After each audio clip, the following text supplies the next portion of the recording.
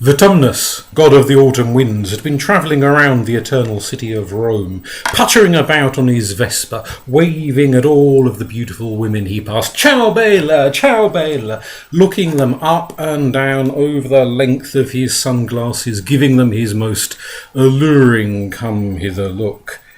And most of them, of course, came hither, for Vertumnus was handsome in the way that only Italian men can be, long and languid and dark and lean and charming and seductive, and then on to the next, and the next, and the next, and the next. For as Vertumnus went around that eternal city from one autumn to the next, he loved, he charmed, he wooed, he romanced, but nothing ever sank deep in him.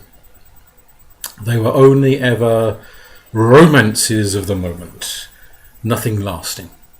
Until one day, he was pattering past a great high wall in the eternal city, his Vespa nearly out of petrol, when he heard singing coming from the other side.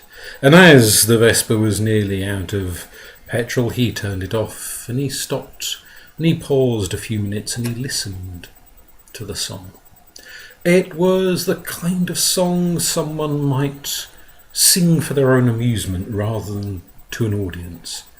A high, lilting, beautiful voice, and something about it captured him, charmed him, intrigued him, and he followed on foot the length of the wall until he came to the great iron gates set into the wall. And he could see through the iron gates that on the other side of that wall there was a garden, and such a garden, so exquisitely laid out, so ornate, so beautiful, so wonderful and fragrant, he could smell the flowers even from the iron gates, that it took his breath away. And then he saw the woman in the garden, the gardener herself, pottering from here to there to the next, dressed simply, the kind of garb that a peasant might wear, but she moved with a grace, with an elegance, with a confidence that said she was no peasant. She was something far more. And she was busy tending the plants, tending the flowers, singing to herself all of the while, lost in her own reverie of happiness and contentment.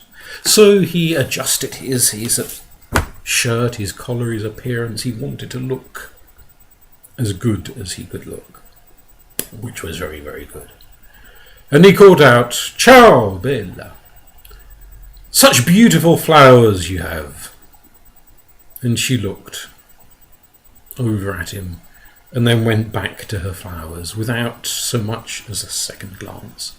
And this stopped Vertumnus cold, for he couldn't remember the last time any woman, any man that he had said "ciao bella" or "ciao bello" to had not given him a second glance, and a third glance, and a fourth glance, and a fifth glance.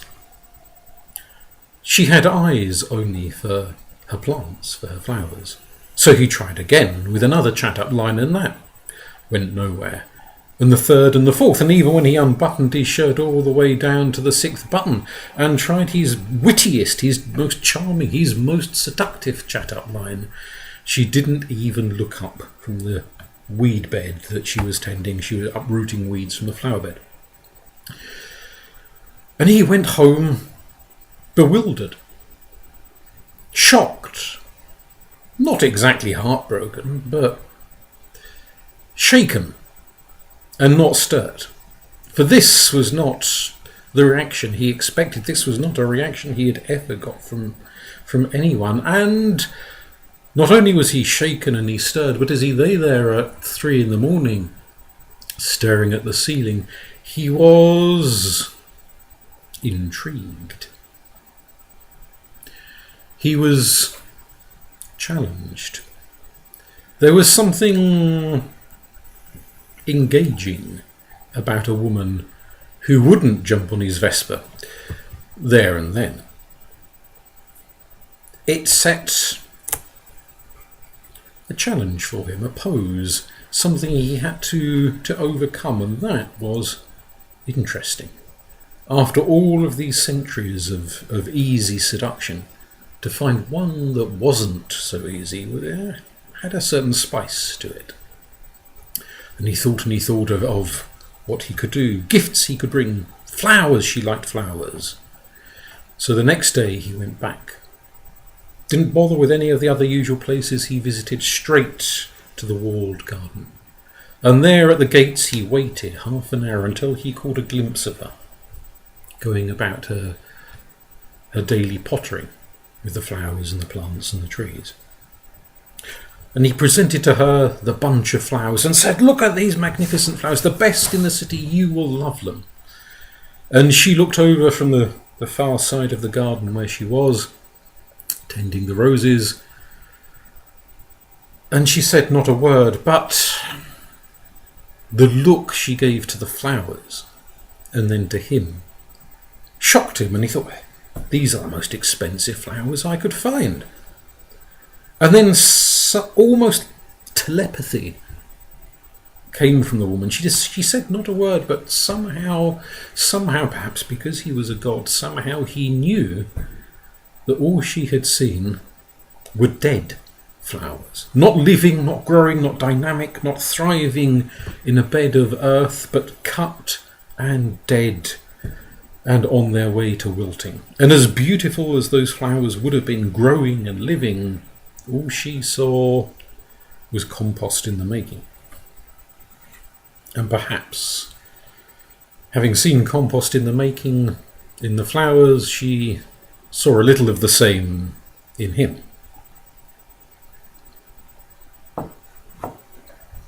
So he went away with his tail between his legs. The next day he came back with chocolates, and the day after with wine, and the day after with jewellery. Gift after gift, ploy after ploy. 2 whole weeks he tried this. And she never came to the gate. She never took the gifts. She never spoke directly to him. In fact, most of the time she never spoke at all. All he got was a single withering glance, and she would return to her flowers. And the more withering she was, the more it goaded him, the more it challenged his ego, the more it made him want to seduce her all the harder, all the more determinedly, that he would win out in the end. He would not be rebuffed. This was a mountain to climb, and he would rise to the occasion. But at the end of the fortnight, his ploys, his romantic charms were exhausted. Everything that had worked so easily with 1,000, with 10,000 previous women and the occasional man in the past had come to nothing.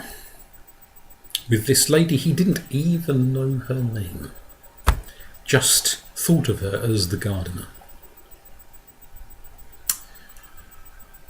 And he spent another fortnight not visiting her, but brooding, not bombing around the city on his Vespa, not wearing his dark glasses and flirting with anything that moved, but at home, sitting, brooding, swilling wine, until at length he came up with a possible solution. And he practiced in front of the mirror for quite some time to get it just right.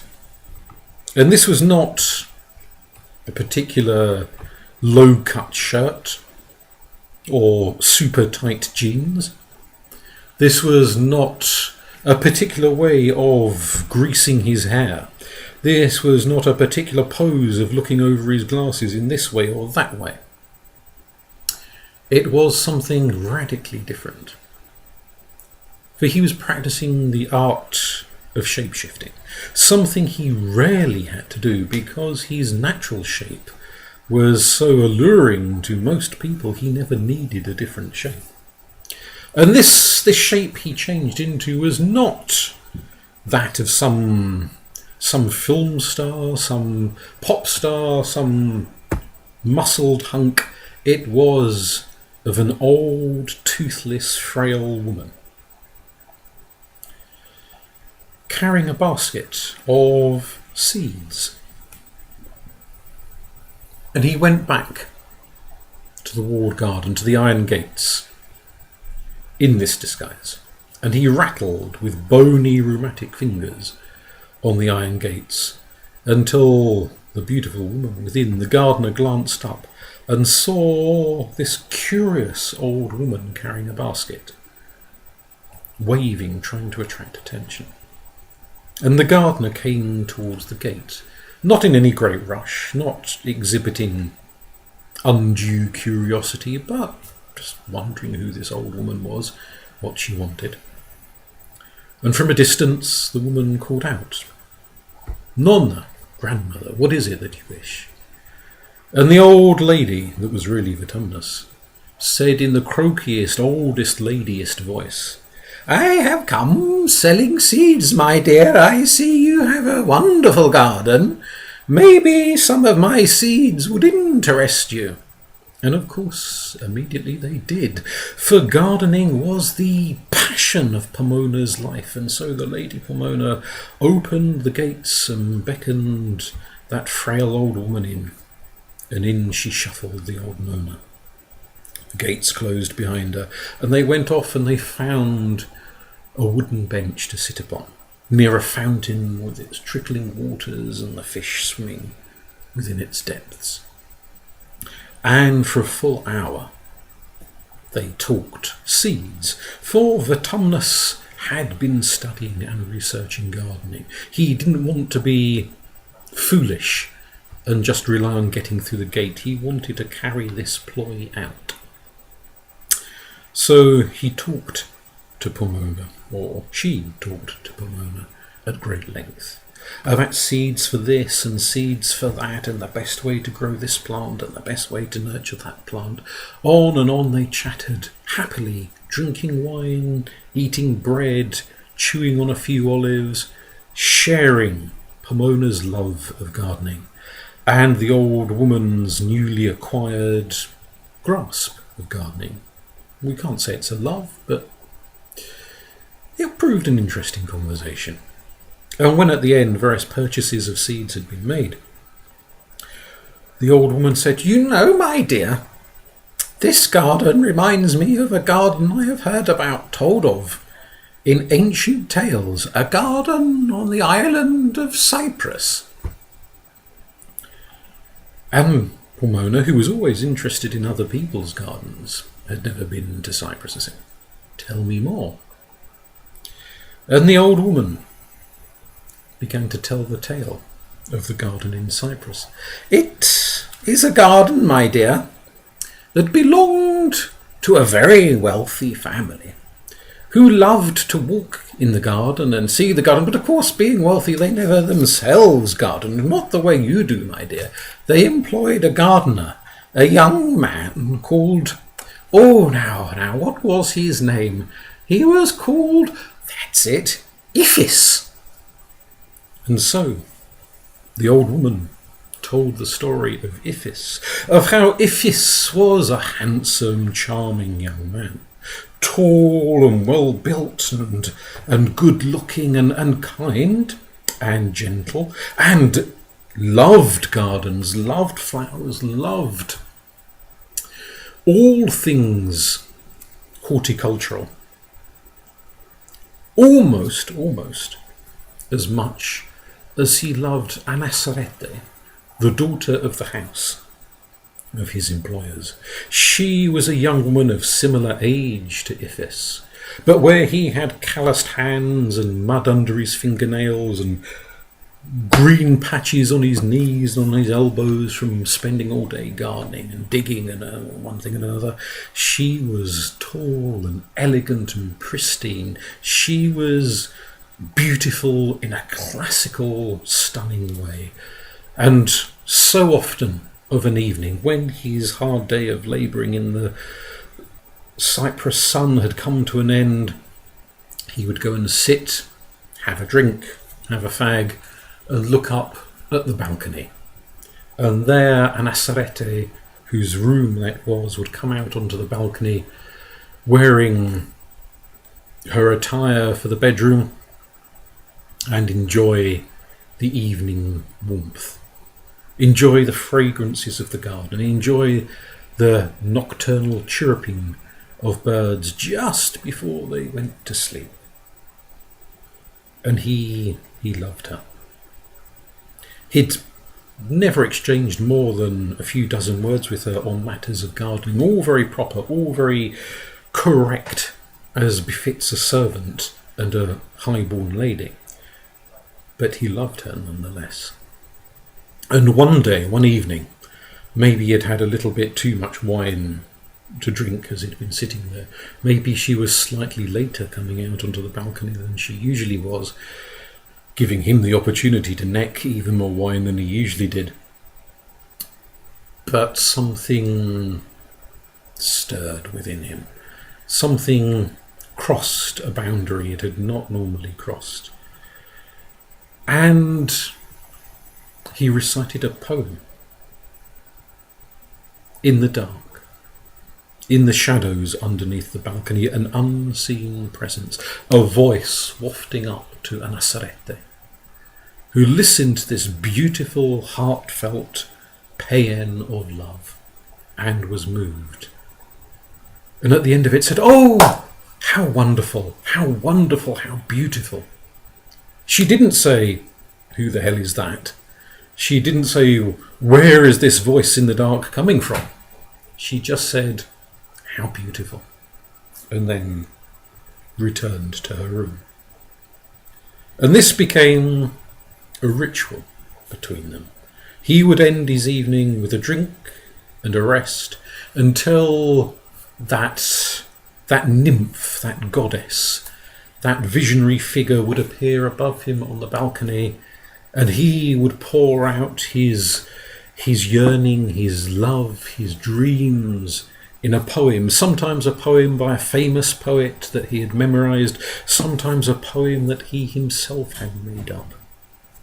But he would pour it out, and she would listen, and she would say, "Oh, how beautiful, oh, how wonderful, oh, how elegant, how charming, oh, my heart, it moves." She would always have something lovely to say at the end of it. This went on for 3 long months, 3 months worth of poems, 3 months worth of wonderful, encouraging phrases from her. And at the end of the 3 months, perhaps emboldened by this, Iphis, when it was time to recite his poems, stepped out from the shadows from underneath the balcony, where he could not be seen, just his voice heard echoing up, and stood in the moonlight, where she could plainly see him pouring out his poems to her. And at the end of that particular poem, one of his own composition, about how beautiful she was, how much like a goddess above him she was, a star in the firmament she was, how wonderful and charming and clever and elegant and I don't know what else, all of the things she was. She looked down upon him and said, "This was so much better when you were just a voice in the dark, instead of some mud-stained, grass-stained little oik." And she went back into her room. And Iphis stood there, heartbroken. His love poured out before this beautiful woman, who had been more than happy to receive all of this attention when she didn't have to face the reality of calloused hands and bronzed skin from someone who worked in the sun instead of lounging on a couch all day. And she sent down word through the other servants, and the head gardener came to him and said, "Boy, you need to stop annoying the lady Anasarete. If she hears one more poem from you, she will report you to her father. And you will be out of work here, and I'm be surprised if you ever find work in any other house with his lordship's disapproval behind you. You'll be out on the streets. If you're not careful, you'll be in one of those cardboard boxes sleeping under an arch like all of the other beggars and the homeless. Well, Iphis was more than heartbroken. To see not just his romantic overtures rejected, but to see the fact, to be forced to acknowledge the fact that his beloved looked upon him as nothing more than some peasant, some grotty little servant, not even a man, just a drudge, there to do the gardening and be ignored when it became inconvenient. To realise she was not the high, noble, gentle, sweet creature he had imagined her, but a selfish, cold creature, utterly contained and utterly indifferent to anyone other than herself and her own immediate circle. To realise that broke his heart. And whether it was the impending threat of being turfed out of his work, his home, for he lived upon the premises, whether it was the threat of ending up as a beggar on the streets, whether it was the grief at seeing his beloved fallen from her high pedestal, whatever it may have been, when an asserete came onto the balcony in the morning and stretched and yawned in the fresh air and warmth of the early hours, well, early for her at any rate, not for the servants. What she looked down into the garden and saw was not just the rose beds and the flowers and the fountains and the hedges trimmed to perfection. She saw in the archway, where beyond was the orchard of apples and pears and oranges and lemons, she saw a figure that at first she couldn't quite make out. Something that shouldn't be there, something that hadn't been there the day before. And she had a momentary pause to think, what on earth was that? And she leant over the balcony a little closer. And she realised that what she was looking at, off in the mid-distance of the garden, was not just some servant standing around, lounging around, not tending to their work, but was a figure hanging, swinging from a rope around its neck, dangling from one of the apple trees in the orchard beyond the rose arbour gateway. And she was shocked. She stepped back. She called down until a servant, hearing the sound of her voice, came rushing. She said, What is that? Who is that? What is going on there?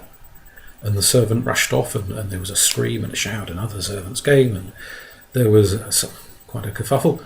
And eventually, some half hour later, the servants came out with a bier, and they cut down the figure that was swinging from the tree and laid it upon the bier and carried it out through the rose arbour to tend to the necessary funeral arrangements.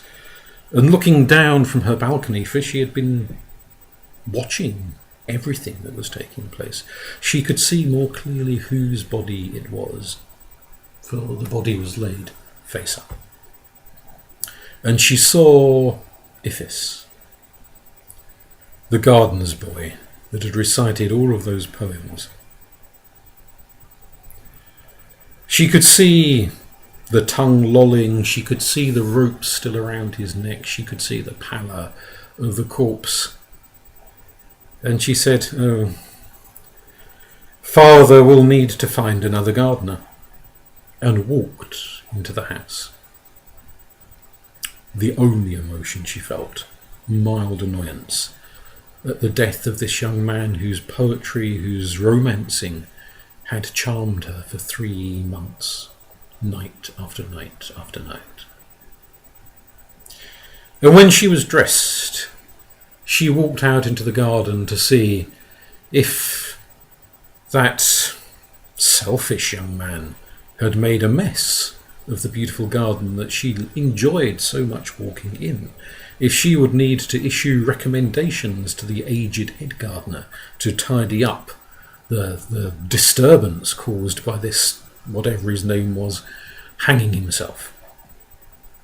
And she walked out to the very apple tree from which Iphis had strung himself up. And she looked around at the grass and the mess and the disarray caused by the servants clambering up trees and carrying down bodies and all the rest of it. And she sniffed and she thought, oh well, it will be easily tidied up by the servants. No great loss, no great loss. And in that instance, far away in Olympus itself, Venus, goddess of love, looked down. She looked down upon the cold, dead body of Iphis, discarded for a broken heart, his life thrown away, his beauty ruined, not only the beauty of his body, but the beauty of his soul that could dream up so much poetry. She looked down upon the cold, scorning indifference of an Assarete, and she reached out a divine hand and touched an Assarete as she stood looking at the mess in the orchard. And as she turned to go back into the rose arbour, her feet would not pick up. She pulled and she pulled, trying to lift her feet, and they could not lift. She began to panic. She looked down, there was no mud, she wasn't sinking into a swamp or anything of that sort. The grass, the earth was as it had been moments beforehand, but her feet would not move. In fact, they were now ice cold. And that coldness was creeping up into her ankles, into her shapely calves. And she thought at first maybe she had been bitten by a serpent or some such creature, and that poison was coursing through her, causing this numbness. And she yelled and she called for help, and servants came running. And they tried to pick her up, to carry her into the house. But this delicately built classical beauty suddenly seemed to weigh a ton. They couldn't pick her up, and the coldness was spreading up into her thighs, and she, as much as she tried to move, it was as if the lower part of her body was utterly paralysed. And the servants panicked, they ran into the house, they called the master and the mistress, her mother and father, who came running, who stood panicking and flapping and making suggestions. They all tried to pick her up, but she was ridiculously heavy. And her legs would not move at all, and by now her midriff would not move at all either. She could flail her arms around, and her head was whipping to and fro, screaming and yelling, but the rest of her was solid. And even as her parents watched, her neck began to freeze into place, her face froze into place in an expression of horror, her arms rigid as they were flailing. And the parents reached out and they touched their daughter. And where there had been flesh a minute before, there was now solid stone. For Venus, who never takes rejection terribly well, seeing love scorned and trampled into the dirt, had turned that cold, unfeeling, arrogant, aloof young woman, Assarete, into a statue that would be eternally cold, eternally unfeeling, and eternally aloof. And the old woman turned to Pomona, who sat still upon the bench, a look of shock or of dawning self-awareness upon her face. And the old woman said, "And you know, my dear, I have heard it said that the statue of an Assarete is still in the apple gardens, is still in the orchard, perched upon by birds to this very day, even though her parents are long since dead and gone to dust. Well, my dear, I must away, I have other gardens to visit.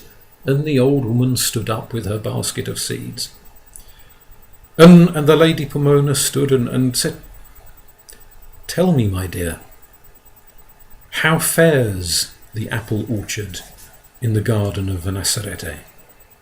"Oh, my dear, they never fruit. I've heard that said. They never fruit. They come to leaf, and they come to bud, and they come to blossom, but they never come to fruit." "A little," said Pomona, "like the apple trees in my own orchard. They come to leaf, and they come to blossom, but I've never yet got them into full ripened apples upon the branch."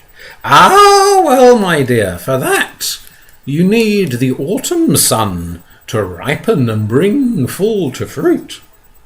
And with that the old woman wandered off out of the garden and left the Lady Pomona standing thinking of how she too was aloof, and many would have said cold and distant, contained within her stone walls, loving her garden but caring nothing whatsoever for anything or anyone beyond the walls of her garden. And within an hour there came a rattling at the gates, and she turned around, and there was that young man, that annoying young man, who she hadn't seen for several weeks. This time he held no box of chocolates, no bottle of wine, no box from a jeweller's shop, nothing. He stood there and recited to her a poem. And at a gesture from her, the iron gates opened, and Vertumnus, now himself, once again walked through the iron gates into the walled garden, and the apples upon the orchard of Pomona became ripe at long last. Thank you.